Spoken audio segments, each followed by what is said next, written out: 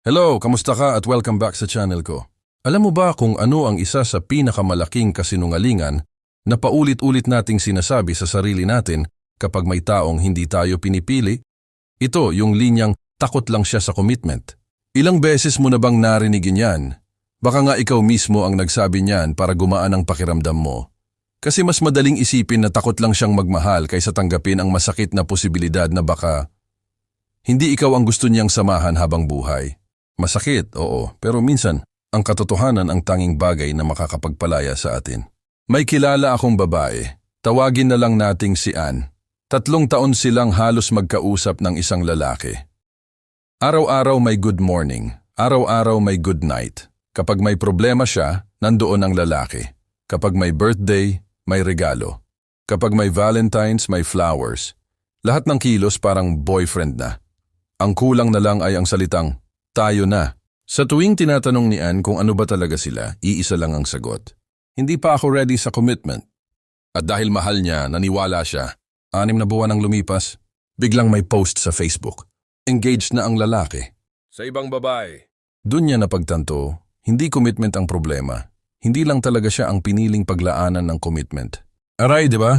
Kung ikaw ay nasa sitwasyong parang ganito, o baka nangyari na ito sa'yo noon, gusto kong samahan ka sa usapang ito. Hindi para siraan ang mga taong umalis. Hindi rin para sabihing masama silang tao. Kundi para tulungan kang makita ang mga bagay na madalas nating binubulag-bulagan dahil sa pagmamahal. Kasi minsan hindi tayo niloloko ng ibang tao. Mas madalas, tayo ang nagkukwento ng istoryang gusto nating paniwalaan. At alam mo kung bakit delikado iyon. Kapag mali ang kwento sa isip mo, mali rin ang desisyon mo. Kaya imbes na umalis, naghihintay ka. Imbes na mag-heal, umaasa ka. Imbes na mahalin ang sarili mo, inuubos mo ang sarili mo sa taong hindi naman talaga nagbabalak manatili. May kasabihan ng mga Stoic philosophers. Hindi raw tayo nasasaktan dahil sa mga pangyayari.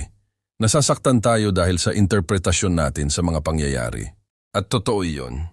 Kapag sinabi niyang, hindi pa ako ready, ang naririnig mo ay, hintayin mo lang ako. Pero baka ang tunay niyang sinasabi ay, hindi ikaw ang future na nakikita ko. Magkaiba ang dalawang iyon. At dito pumapasok ang unang bagay na kailangan mong maintindihan. Hindi commitment ang kinatatakutan ng karamihan. Ang kinatatakutan nila ay ang maling commitment. Isipin mo ito. May kakilala ka bang taong ayaw na ayaw magkaroon ng aso? Sinasabi niya, ang hirap mag-alaga. Pero isang araw, may nakita siyang cute na golden retriever. Pagkalipas ng 1 linggo, may aso na siya. Hindi pala siya takot mag-alaga. Hindi lang niya gusto ang dati niyang nakikita. Ganon din minsan sa relasyon. Kapag gusto talaga ng tao ang isang bagay, nagbabago ang priorities niya. Naglalaan siya ng oras. Naglalaan siya ng effort. Naglalaan siya ng plano. Hindi dahil pinilit siya, kundi dahil gusto niya. Kaya kapag paulit-ulit niyang sinasabing wala siyang oras, isipin mo rin, lahat tayo may 24 na oras sa isang araw. Ang tanong ay kanino niya gustong ibigay ang oras na yon? Hindi ito tungkol sa pagiging busy. May mga doktor na sobrang busy pero nakakahanap ng oras para sa pamilya. May mga negosyante na halos walang pahinga pero naaalala pa ring tawagan ng asawa. May mga OFW na magkaibang time zone pero hindi nakakalimutang mag-video call. Kapag gusto may paraan. Kapag ayaw, may dahilan. At huwag kang mag-alala. Hindi ito para sisihin ang sarili mo. Hindi rin ibig sabihin na kulang ka. Magkaiba ang hindi ikaw ang pinili sa hindi ka sapat.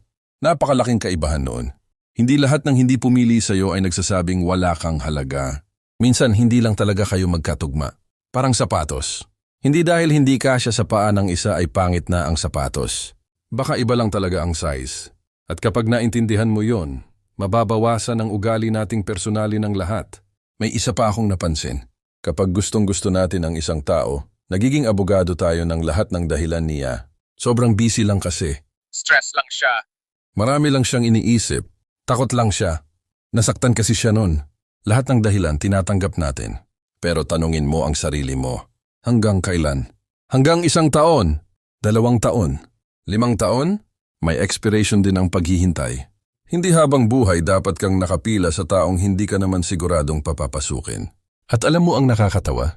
Habang naghihintay ka sa isang taong undecided, may taong baka handa nang mahalin ka ng buo. Pero hindi ka niya malapitan. Bakit? Kasi occupied pa ang puso mo sa taong laging baka. Hindi ka naman mabubuhay sa baka. Ang relasyon hindi dapat lottery. Hindi dapat araw-araw kang naguhula kung mahal ka ba o hindi. Hindi dapat detective ang trabaho mo. Kapag gusto ka ng tao, hindi mo kailangang habulin ang malinaw na sagot. Oo, may mga taong mabagal magdesisyon. May mga taong may trauma. May mga taong kailangan talaga ng oras. Pero tandaan mo ito, ang taong seryoso kahit mabagal gumagalaw pa rin papunta sa'yo. Hindi pa man mabilis, may direksyon. Samantalang ang taong walang balak, kahit 10 taon pa ang lumipas, pareho pa rin ang dahilan. At doon mo makikita ang malaking pagkakaiba. Hindi sa bilis, kundi sa direksyon. Dahil ang taong gustong manatili, unti-unti kang isinasama sa buhay niya. Hindi ka tinatago. Hindi ka nilalagay sa waiting area habang siya ay malayang tumitingin sa iba. Hindi ka ginagawang option habang hinihintay niya ang mas gusto niya. Kaya kung matagal ka nang nagtatanong kung bakit parang hindi siya makapag-commit, baka panahon na ring itanong ang mas mahalagang tanong. Hindi kailan siya magiging ready, kundi ready ba akong ubusin ang mga susunod na taon ng buhay ko sa paghihintay sa taong hindi sigurado sa akin? Kung tutuusin, hindi naman talaga mahirap makita ang totoo. Ang mahirap ay tanggapin ito kapag hindi ito pabor sa gusto nating mangyari. Kaya minsan, kahit malinaw na ang mga kilos ng isang tao, mas pinipili nating pakinggan ang mga salita niya kaysa sa mga ginagawa niya. At alam mo, ang tao pwedeng magkamali sa salita, pwedeng kabahan, pwedeng hindi marunong mag-express, pero ang paulit-ulit na kilos, iyon ang pinakamalinaw na wika ng puso. Halimbawa, sabihin nating lagi niyang sinasabi, importante ka sa akin. Magandang pakinggan, hindi ba? Pero kapag kailangan mo siya, wala siya. Kapag may pangako siya, laging napopospone. Kapag may plano kayo, madalas ikaw ang unang kinakansela. Kapag may problema ka, ang sagot niya ay mamaya na lang. Pero kapag ang barkada ang tumawag, 5 minuto lang nakaalis na siya. Hindi ito tungkol sa pagiging seloso o selosa. Hindi rin ito tungkol sa paghingi ng buong oras niya. Ang punto lang ay simple. Lahat tayo nagbibigay ng oras sa mga bagay na mahalaga sa atin. Kaya huwag mong sukatin ang pagmamahal sa matatamis na salita. Sukatin mo ito sa consistency. Alam mo kung bakit? Dahil ang consistency ang hindi madaling pekein. Isang araw kaya mong magpanggap. Isang linggo, posible pa. Pero buwan, taon, lalabas at lalabas ang tunay na intensyon ng isang tao. Parang halaman lang iyan. Hindi sapat na diligan mo ngayon tapos pababayaan mo na sa susunod na buwan. Unti-unti itong malalanta. Ganon din ang relasyon. Hindi ito nabubuhay sa promises. Nabubuhay ito sa paulit-ulit na pagpili sa isa't isa. May isa pa tayong madalas ikinakalito. Iniisip natin na kapag matagal na ang pinagsamahan, automatic na magiging seryoso ang relasyon. Pero hindi palaging ganon. May mga taong 10 taon nang magkasama pero hindi pa rin sigurado. Mayroon namang 6 na buwan pa lang, pero alam na agad na gusto na nilang bumuo ng pamilya. Hindi haba ng panahon ang sukatan ng commitment, kundi ang linaw ng intensyon. May isang kwento akong narinig dati. May lalaki na halos 4 na taon nang may kausap na babae. Walang label, walang malinaw na plano. Palaging sinasabi, hintayin mo lang. Isang araw napagod ang babae. Hindi siya nagalit, hindi siya nagwala. Tahimik lang siyang umalis. Pagkalipas ng ilang buwan, may nakilala siyang ibang lalaki. Sa unang pagkakataon, hindi niya kailangang manghula. Hindi niya kailangang magtanong kung ano sila. Hindi niya kailangang maghabol ng oras. Hindi niya kailangang magmakaawa para lang ipakilala sa pamilya. Kasi ang tamang tao, hindi ka ilalagay sa posisyong kailangan mong ipaglaban ang lugar mo sa buhay niya. Natural kang bibigyan ng espasyo. Natural kang isasama. Natural kang irerespeto. At doon niya na-realize ang isang bagay.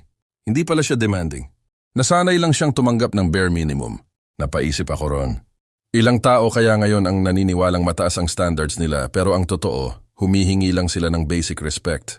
Hindi naman sobra ang gusto mong consistency. Hindi sobra ang gusto mong honesty. Hindi sobra ang gusto mong assurance. Hindi sobra ang gusto mong maramdaman na pinipili ka. Normal lang iyon kapag may taong pinaparamdam sa'yo na ang simpleng pangangailangan mo ay napakalaking burden, baka hindi ikaw ang problema. Baka hindi lang talaga siya handang ibigay ang kailangan mo. At walang masama ron, hindi lahat ng tao pare-pareho ng kapasidad magmahal. Pero huwag mong piliting magkasya ang sarili mo sa taong paulit-ulit na ipinapakitang hindi kayo pareho ng gusto. May isa pang katotohanan na mahirap lunukin. Minsan ginagamit ng ibang tao ang salitang hindi pa ako ready, hindi dahil nagsisinungaling sila, kundi dahil mas madali itong sabihin kaysa sa ayokong saktan ka. Mas madali kasing sabihin na hindi pa handa. Mas magaan iyon kaysa diretsahang sabihing wala silang nakikitang future kasama ka. At dahil mahal mo sila, kumakapit ka sa salitang pa. Iniisip mo, kapag ready na siya, ako rin ang pipiliin niya. Pero ang salitang pa ay hindi pangako. Posibilidad lang yon.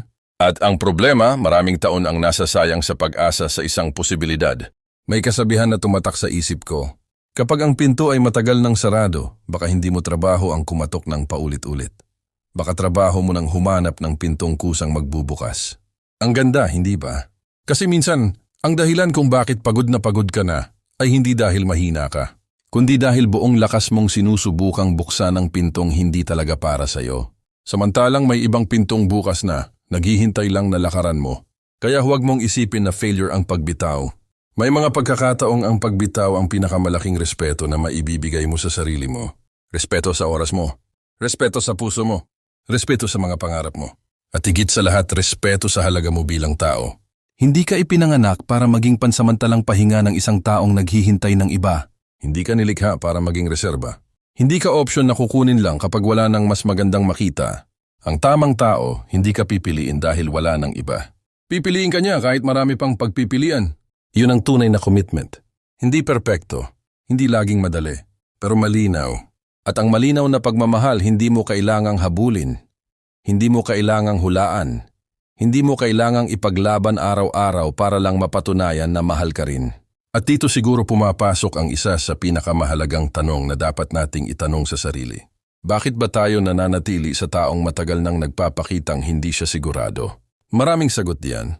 May iba na natatakot magsimula ulit. May iba na iniisip, sayang naman ang mga taon. May iba naman na umaasa na baka bukas magbago na siya. Normal lang ang mga nararamdamang iyan. Kapag matagal mong minahal ang isang tao, hindi madaling tanggapin na baka hanggang doon na lang talaga. Pero isipin mo ito. Kung sumakay ka sa maling bus, mas makakarating ka ba sa tamang destinasyon kung mas tatagal ka sa loob nito? Siyempre hindi. Sa katunayan, habang mas matagal kang nakasakay, mas lalo kang napapalayo sa lugar na gusto mong puntahan. Ganon din sa relasyon. Hindi lahat ng matagal ay tama. Hindi lahat ng pinaglaban ay para sa'yo. At hindi lahat ng iniwan ay dapat habulin. May mga tao talagang dadaan lang sa buhay natin para turuan tayo ng isang leksyon. Hindi para manatili habang buhay. Kapag naintindihan mo iyon, mababawasan ang galit, mababawasan din ang tanong na bakit ako? Mapapalitan iyon ng mas magandang tanong. Ano ang gusto nitong ituro sa akin? Kasi bawat relasyon, kahit hindi nagtagumpay, may iniwang regalo. Minsan mas matatag kang puso. Minsan mas malinaw ang standards mo. Minsan natutunan mong mahalin ang sarili mo bago ang ibang tao. At alam mo kung ano ang napansin ko sa maraming taong tunay na masaya sa relasyon? Hindi sila yung pinakamaganda. Hindi sila yung pinakagwapo. Hindi rin sila ang pinakamayaman. Ang kaibahan nila, dumating ang panahon na tumigil silang mamalimos ng pagmamahal. Hindi na sila naghabol. Hindi na sila nagmakaawa. Hindi na sila nakipag-agawan ng atensyon.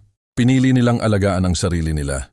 Nag-focus sila sa trabaho, sa pamilya, sa kalusugan, sa pananampalataya, sa mga pangarap na matagal nilang isinantabi. At habang ginagawa nila iyon, unti-unti nilang napansin na hindi na umiikot ang buong mundo nila sa isang tao. Doon nagsisimulang bumalik ang tunay na saya. Kasi ang totoong kapayapaan, hindi nanggagaling sa assurance ng ibang tao. Nanggagaling ito sa assurance na kahit may umalis, buo ka pa rin. Na kahit hindi ka piliin ng isang tao, hindi nababawasan ang halaga mo. Na kahit may magsabing, hindi pa ako ready, hindi ibig sabihin noon na kailangan mo ring ipahinto ang buhay mo.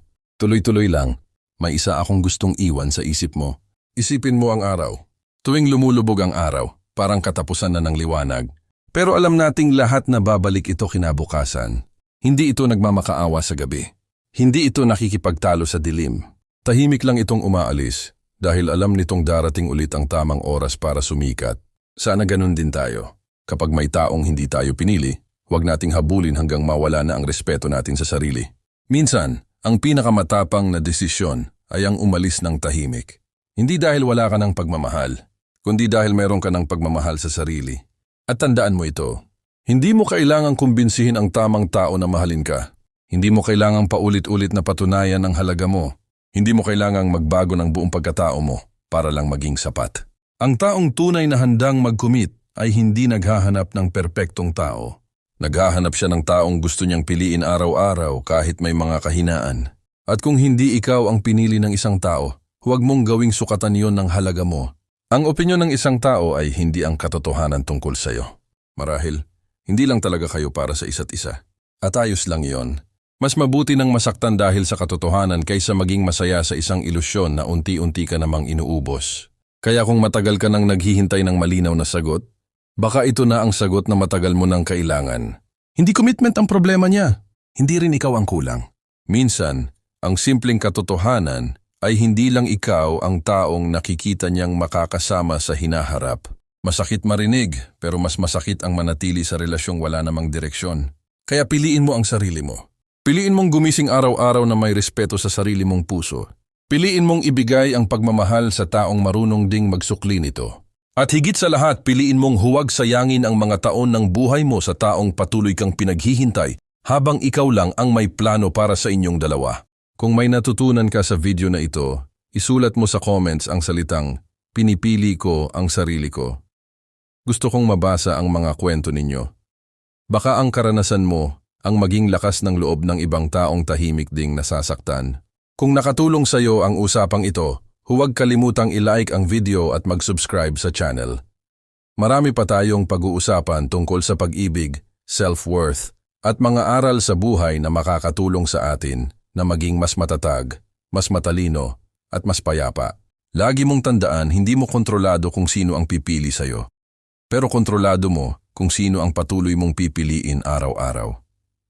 Sana, sa bawat umaga nagigising ka, isa ka sa mga taong pipili sa sarili mong kapayapaan, dignidad at halaga. Dahil kapag natutunan mong mahalin at igalang ang sarili mo, darating ang tamang tao na hindi ka pahuhulain, hindi ka paghihintayin, at hindi ka ipaparamdam na kailangan mong magmakaawa para lang mahalin. Hanggang sa muli, ingatan mo ang puso mo, pero huwag mo itong isara. Ang tamang pag-ibig ay hindi kailanman kailangang habulin. Darating ito na malinaw, tapat at buong buo. Ingat palagi at magkita-kita tayo sa susunod na video.